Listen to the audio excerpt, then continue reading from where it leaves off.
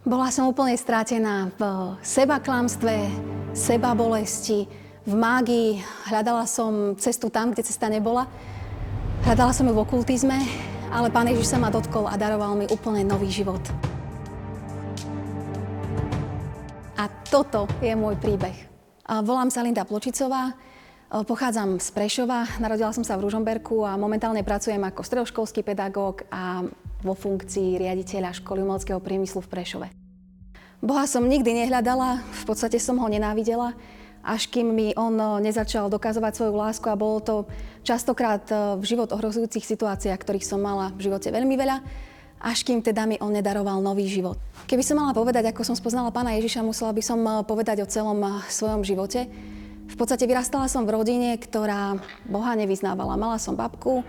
Babka bola z katolického prostredia, veľmi prísneho. A ja som presvedčená o tom, že v skutočnosti Boha ani nepoznala, ani nemilovala a používala vôbec písmo alebo katechizmus na to, aby nás mohla ako deti týrať. Nasledovalo potom detstvo, ktoré bolo v podstate plné bolesti, plné traumy. Moja babka, ktorú som spomínala, ma jedenkrát naháňala s nožom, chcela ma zabiť, v podstate chcela ma podrezať, lebo niečo sa jej nepáčilo a mala teda narcistickú poruchu osobnosti. Pamätám si strýka, ktorý ma kvôli majetku ako 10-ročné dievčatko ťahal z chaty, z okna a chcel ma zastreliť, bol držiteľom zbrane. Pamätám si otca, ktorý sa správal veľmi agresívne.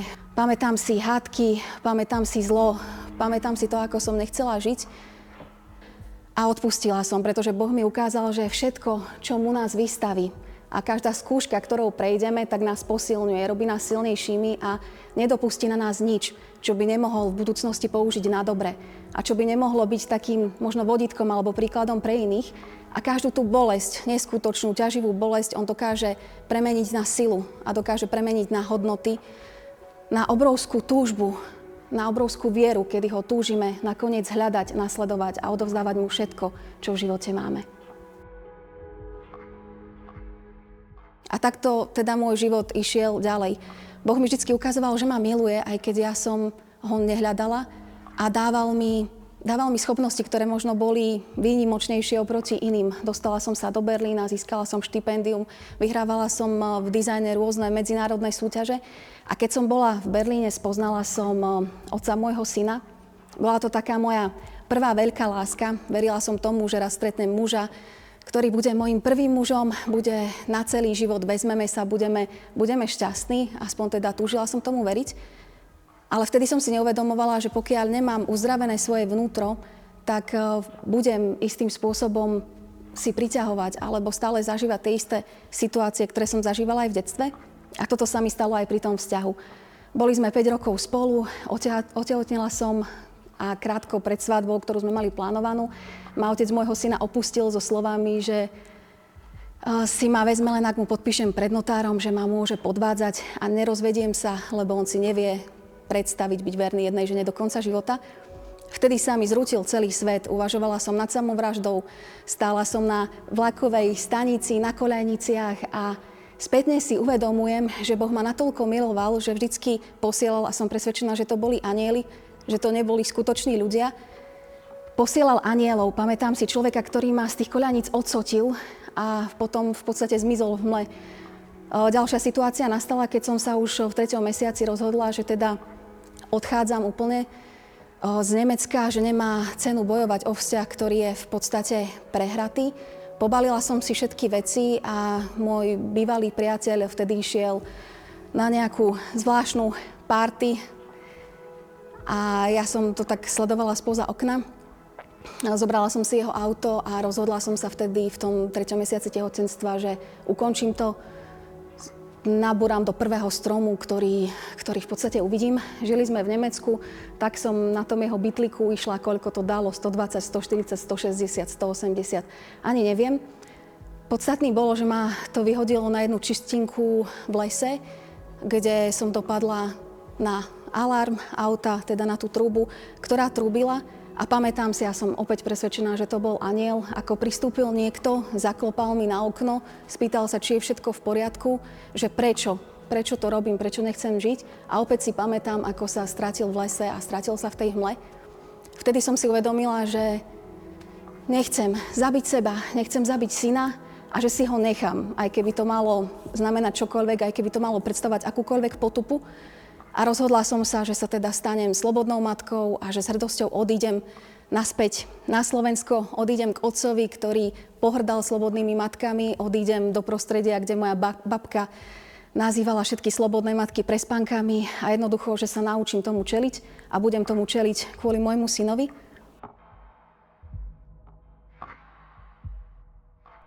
Už keď som ho mala, tak som si uvedomovala, že neustále sa mi dejú v živote tie isté veci.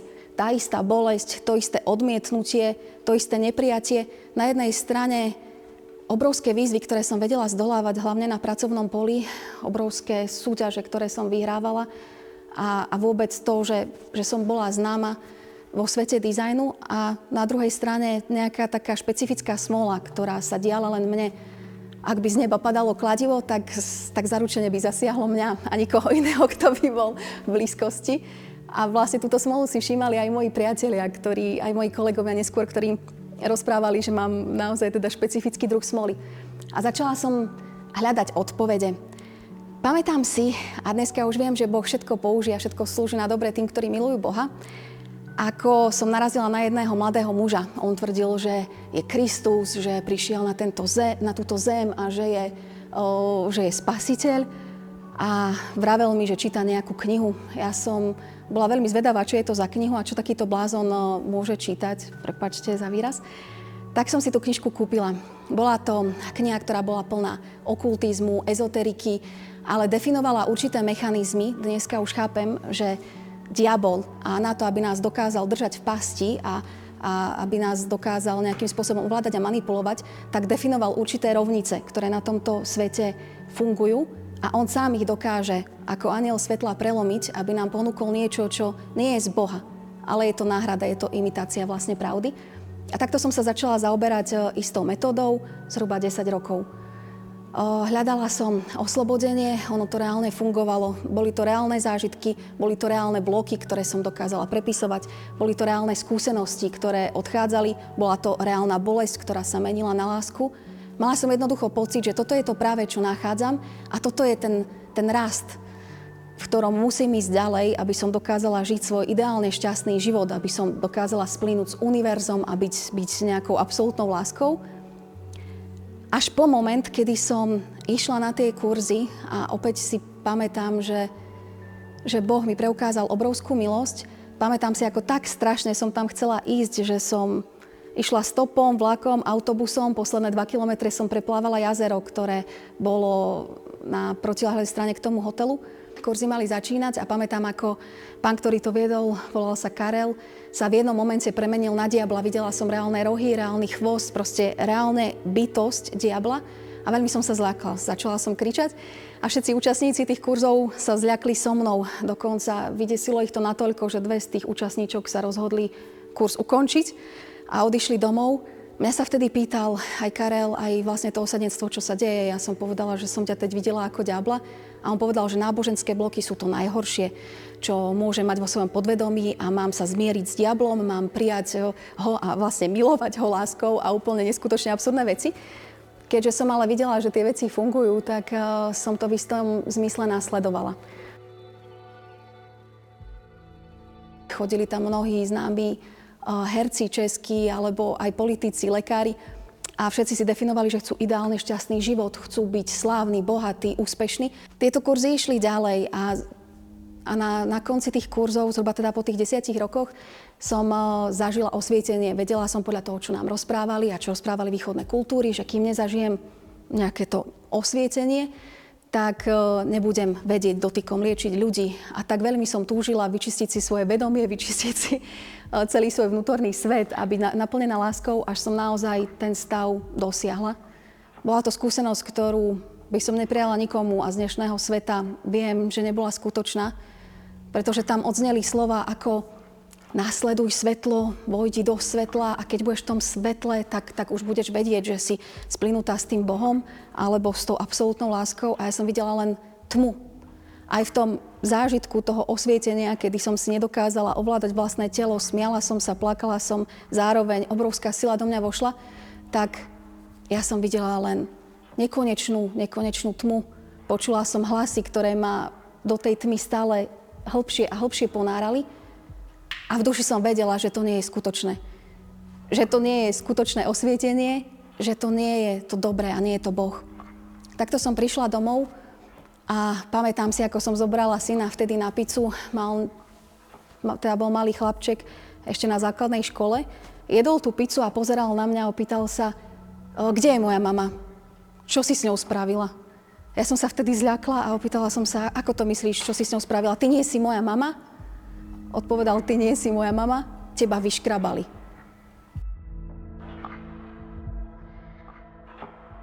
Vtedy som si uvedomovala, že on ako malé dieťa musí z milosti Boha, skutočného Boha, vnímať niečo, čo ja nevnímam, vnímať pravdu, ktorá je skutočná a nie je tá, ktorej som ja uverila. A začala som sa zamýšľať nad tým, čo sa so mnou stalo. A začala som cítiť aj strach.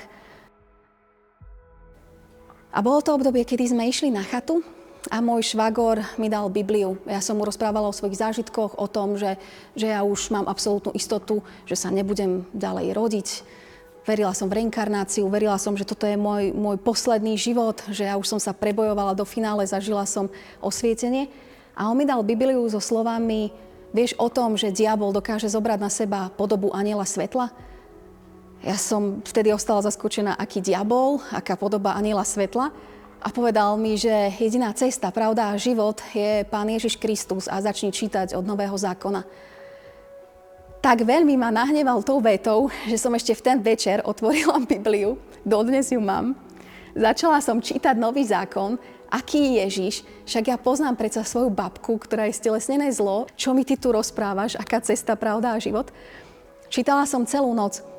A každé to slovo Biblie prenikalo mnou. Začala som nachádzať odpovede na to, prečo som vedela odstrániť bloky, ako ma diabol dokázal oklamať, ako dokázal na seba skutočne zobrať podobu anjela svetla, ako mi ponúkol alternatívnu realitu, ktorá nebola skutočnou Božou realitou, ale bola to len imitácia. Začala som chápať, prečo sú božstvá, ktorým som verila. Čítala som Ramajánu. Ako je to možné, že to boli reálne bytosti, ktoré na základe niečoho museli byť uctievané. A chápala som, že to boli démoni, ktorí sa nechali uctievať namiesto Boha, ktorí chceli božskú pozornosť, ktorá má patriť jedinému Hospodinovi a Stvoriteľovi, chceli stiahnuť na seba. Dostala som odpovede na každú jednu otázku, ktorá ma trápila a ktorou som sa zaoberala, s ktorou som bojovala. A čím viac som čítala Bibliu a Nový zákon, tým viac odpovedí som nachádzala. No a takto som teda čítala niekoľko nocí a čítala som všade. Čítala som na WC, čítala som vo vani. A pamätám si moment, keď som čítala vo vani a zjavil sa mi Pán Ježiš Kristus. Videla som nádhernú postavu, ktorá žiarila a povedal mi, že ak ostaneš v tom, čo si prijala predtým, ak ostaneš v tej ezoterike, okultizme, v tom, že si myslíš, že ty už si absolútna láska, ty už sa nebudeš viacej rodiť, ty už si zažila osvietenie, ty už si svetlo samozvané, tak pôjdeš do pekla. A na chvíľku, na pár sekúnd som sa naozaj ocitla fyzicky v tej pekelnej tiaži, v tom nekonečnom ohni, v tom škripaní zubov, v tej tme, v tom strachu. A potom mi povedal, alebo ma nasleduj a budeš raz so mnou v nebeskom kráľovstve. A na pár sekúnd som sa ocitla v nádhernom nebeskom meste, ktoré sa nedá opísať slovami. Ocitla som sa tam s ním. A on povedal, že ak ma budeš nasledovať, nebude to ľahké, ale vždy budem s tebou. V tom momente som teda zažila svoje znovuzrodenie a v tom momente som sa rozhodla, chcem teba, chcem ťa nasledovať aj za cenu toho, že to nebude ľahké, aj keď som vtedy nevedela, čo všetko to bude znamenať a čo toto slovo bude predstavovať, alebo toto slovné spojenie. Potom sa mi začali deť také veci, ako keď otvoríte vedomie zlu a v podstate dáte diablovi právo na vás, pretože mu vyznávate lásku, urobíte nevedomky s ním zmluvy, o ktorých ani netušíte, že boli, pretože ste hľadali len uzdravenie. A začalo obdobie zhruba nejakých 6 až 9 mesiacov, kedy ma diabol vyslovene prenasledoval. Bolo to hlavne v noci, Zažívala som veľa situácií, kedy som sa strhla zo spánku, mala som pocit, že mi praskne srdce, dokonca som počula aj hlasy, nedožiješ sa rána. Zažívala som neskutočné fyzické šoky, fyzické arytmie, aspoň teda verila som tomu. Vedľa mňa bolo dieťa a videla som, ako sa strháva zo spánku, takže bola som si istá, že prítomnosť toho zla je reálna. V týchto 9 mesiacoch som vždy, keď som to cítila, bolo to skoro každú noc, išla som do sprchy, modlila som sa, striedala som horúcu, studenú vodu, len aby moja myseľ bola prehlúšená nejakým fyzickým šokom a aby som sa sústredila vlastne na to, kde som.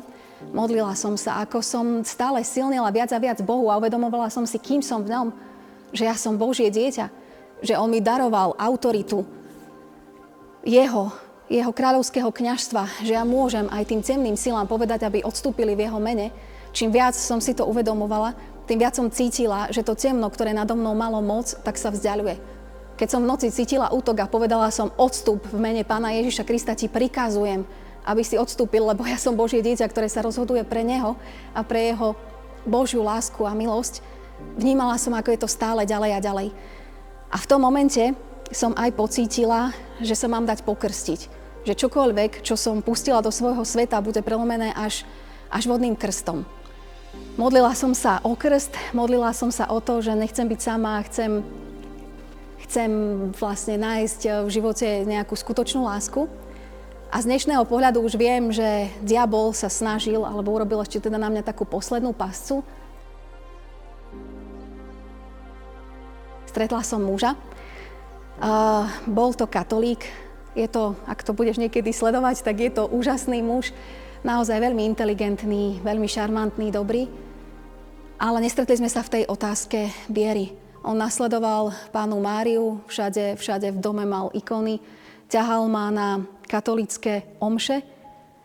A náš vzťah bol natoľko intenzívny a natoľko som ho ľúbila, že som bola ochotná pripustiť si nejaký kompromis. Vedela som síce, aká je pravda evanjelia, vedela som, čomu verím, ale na ten svoj vodný krst som pomaly už aj zabudla. Vravela som si, že ak by sme mali spolu deti, však zoberieme sa, dáme ich pokrstiť v katolíckom kostole, nevadí a ja postupne im budem vysvetľovať pravdu. Myslela som si, že obrátim aj jeho, však budem mu čítať Bibliu, veď on to pochopí. Ale za každým, keď som mala snahu čítať Bibliu, on bol nervózny, on bol v podstate až zúrivý, lebo veril, že to, čo prijal ako tradíciu svojich otcov a rodičov, že to je tá skutočná pravda. No a vlastne prišlo to až do momentu, kedy ma požiadal o ruku. Bolo to na Vianoce. No a ja som ten prsteň zobrala. Vlastne bola som šťastná, túžila som sa stať jeho ženou a išli sme vtedy na polnočnú omšu, na ktorej mal spievať. Chvíľku som stála ešte pred tým katolíckym kostolom, hľadala som tam na kríž, ktorý bol v záhrade a vravela som si, Bože, ale však ty predsa chceš, aby sa ľudia brali. Ty chceš, aby sa množili, veď ja ťa milujem a on časom uverí, on časom pochopí. Ale vnímala som, že Boh sa hneva. Vnímala som veľký hnev Boží nad svojim rozhodnutím vlastne povedať áno. No a tento muž to svoje solo vlastne vôbec nespieval. Trvalo to pár dní, pár týždňov, kedy sme sa definitívne rozišli. No a v deň tohto rozchodu mi švagor a sestra povedali, či nechcem ísť s nimi do zboru. Ja už som bola zvyknutá na tú tradíciu chodiť každý víkend do katolického kostola a vravím, že dobre, vyskúšam teda aj ten váš zbor. No a v tom momente, kedy som tam vošla, cítila som Božie prijatie, Božiu milosť a hlas, ktorý mi povedal, tu sa necháš pokrstiť. Išla som za pastorom a opýtala som sa, viem, že ma nepoznáš, nebuď prosím ťa vydesený, ale ja potrebujem krst. A on sa ma opýtal, kedy a vravím, že už včera bolo neskoro, tak mi povedal, dobre, vydržíš do ďalšej nedele a vravím, kľudne aj do ďalšej nedele. Prišla som domov a celý ten týždeň som počula Boží hlas a Božie vedenie. Spál všetko hriešne a ja ti odpustím hriechy. Na kopu som dávala literatúru, Ramajánu, všetky ezoterické knihy, ktoré som mala. Dávala som tam sochy, ktorých som mala teda veľmi veľa. Buddhistické, hinduistické, všetky rôzne božstvá. Dávala som tam dokonca spodné prádlo. Dávala som tam fotografie svojich bývalých priateľov. Proste jednoducho všetko, čo som vnímala, že je tou hriešnou minulosťou. A všetko som spaľovala. Ten oheň horel ako hlava diabla, doteraz mám fotografie. A toto som robila celý týždeň, dokonca aj amulety, ktoré som mala, nejaké zlaté prívesky, všetko som rozbíjala, všetko som ničila, hádzala som to do vody. Robila som jednoducho všetko, k čomu ma vtedy viedol Svätý Duch. No a potom si pamätám moment, kedy som prišla do zboru, mali teda už nachystanú váňu na krst a pamätám si ten moment, keď sa ma pastor opýtal: veríš, vyznávaš, že Pán Ježiš Kristus je náš spasiteľ? A vrajím, ja neverím, ja to viem. Ja viem, že On je jediná cesta, On je jediná pravda. On je to jediné všetko, čo chcem nasledovať. Ja som sa rozhodla pre Neho. Vnímala som, že aj tá skúška s tým mužom, ktorú som mala, bola skúškou. Rozhodneš sa pre svetskú lásku k mužovi, alebo sa rozhodneš pre mňa a moju pravdu evanjelia. A ja som vedela, že sa rozhodujem pre Neho celou bytosťou, celou dušou a všetkým, čo mám. A že Ho chcem nasledovať. A moment, kedy ma ponorili do tej vody, si pamätám, ako všetko to hriešné, to ťaživé, to mučivé z mojej minulosti, z mojej už potom hriešnej minulosti, všetko ostávalo v tej vode. A vedela som, že je to definitívne zahodené v hlbinách mora a že ak si ja na to neviem spomenúť v mojej mysli, tak o čo viac potom Boh. A v momente, kedy ma vyberali z tej vody, čo boli sekundy, ale mne sa to zdalo ako minúty, v tom vedomí, vedela som, že som zrástla s Kristom v Jeho smrti a že sa rodím do úplne nového života, že som úplne nová bytosť, ktorá je posadená s Kristom v ponebeských oblastiach. Cítila som to. Cítila som to splynutie so skutočnou pravdou, skutočnou cestou a vnímala som ten skutočný život, ktorý mi Pán Ježiš Kristus v tom momente daroval.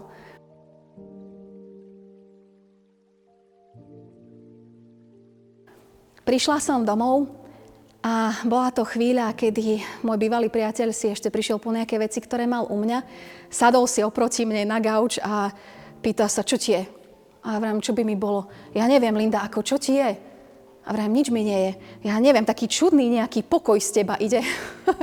A tak som mala vtedy potvrdené, že naozaj som nová bytosť, že mám šancu na život a že akákoľvek zmluva, ktorá bola napísaná proti mne, čokoľvek, čo som napísala sama, alebo čo napísali moji predkovia, akákoľvek ťaž a temnota, bola s Kristom vynesená na kríž.